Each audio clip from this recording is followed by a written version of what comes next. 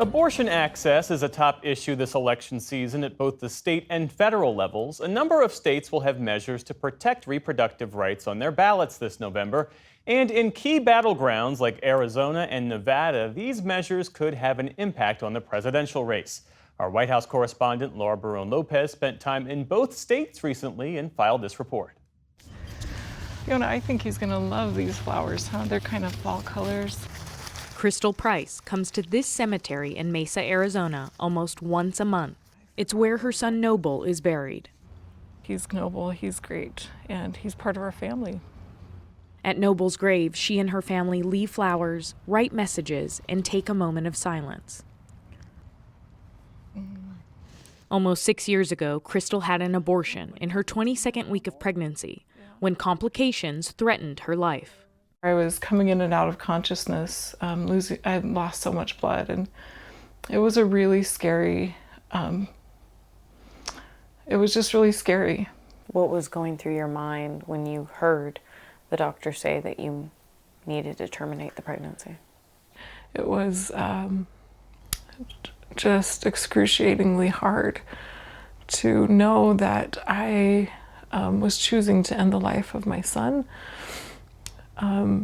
But also knowing that it was the right choice for me and for my circumstances, that my life was important, my family needed me, and I wanted to live. I didn't want to associate my experience with my child with the word abortion, but that's what it was. Arizona law only allows abortions for medical emergencies. After the Supreme Court struck down Roe v. Wade in 2022, the state banned abortion after 15 weeks, with no exceptions for rape or incest.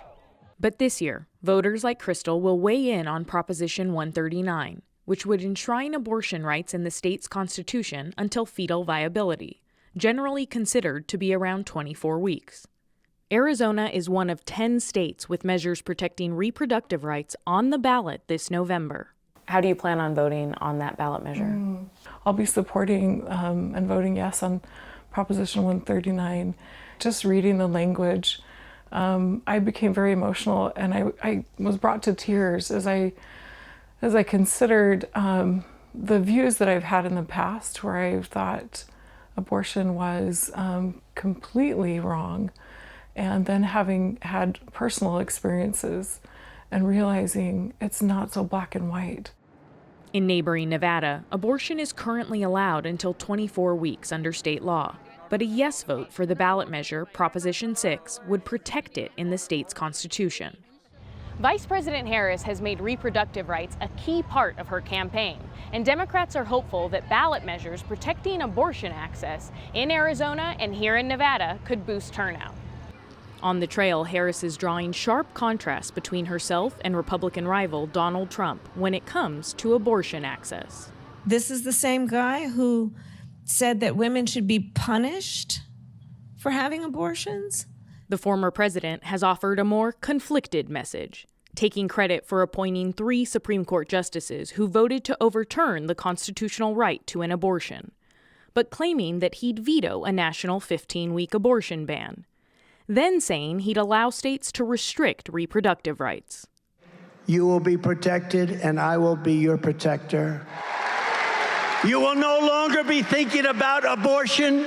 Still, anti-abortion activists like Melissa Clement with Nevada Right to Life are confident that Donald Trump is the best conduit for their cause. I don't think we have time to worry about whether or not it's a 15-week ban or anything like that. Even if he's pro-choice, which he may or may not be, he's not pro-abortion like Harris and Walz are. They're completely pro-abortion, and that's the only thing they care about. And when the choice is so stark, I've got to say that President Trump is the best choice for every pro-life voter, for every pro-choice voter, for every pro-woman voter. For decades, Republicans have used abortion to motivate voters, helping lead to the fall of Roe. People want to talk about protecting the right to abortion. Now, as states take matters into their own hands, Clement sees ballot measures like Nevada's as a, quote, political move by Democrats to juice turnout. Given the fact that we're up against tens of millions of dollars and, quite honestly, a media that is biased toward abortion, we have a high mountain to climb. The fate of these two abortion measures in the Southwest battlegrounds could be determined by Latino voters, who make up 25% of eligible voters in Arizona and 22% in Nevada, the majority of whom are Mexican American. Canvassers like Liliana Trejo Venegas, who works with Reproductive Freedom for All, say engaging with people who come from the same background is helpful to make abortion care feel accessible. While canvassing in Las Vegas, Liliana often shares her own abortion story as a 19-year-old who wasn't ready to have a child. They are able to humanize this often very taboo subject and see, I now know one of the 1 in 4 people who has had an abortion, and suddenly it's not so easy to vilify these folks for the decisions that they took. For other Latinas, like Etelvina Zamora Escavel, a 60-year-old former casino worker who was born and raised in a Catholic household, supporting access to abortion is new. It's probably the way that my mother always told us, your body is your temple. Then, about 3 months ago, Etelvina began attending conversations held by Make the Road Nevada and abortion rights groups, meant to mobilize Latino voters. There, she heard women share their experiences with abortion. How did you feel when you heard those stories? To be honest, I start crying. If they are sick and the doctor tell them their life is in risk and they have to do it, that's what my mind changed, and I says, now I'm going to vote yes. Still, abortion ballot measures may not be enough to convince Latinos to stick with Democrats, according to local strategist Viviana Vidal. I am not sure that will translate into a specific vote for Harris. Usually Latinos, they go to the vote with their pockets and their hearts, which means that they want to hear solutions about economy, jobs, if they can afford rent, if they can afford food at the table, and then they want to protect the health care of their loved ones. So abortion usually comes lower if you don't explain how is this related to healthcare. He was able to get a name and a blessing right before he passed, and that was. But back in Arizona, Crystal, who supported Donald Trump in 2020, is about to vote for a Democratic presidential candidate for the first time.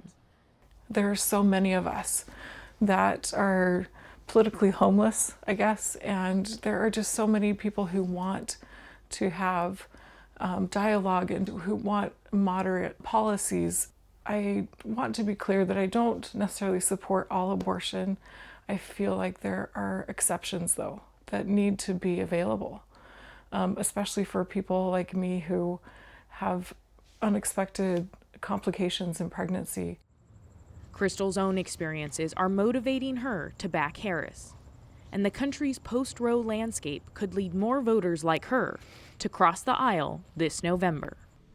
For the PBS News Hour, I'm Laura Barrón-López in Arizona.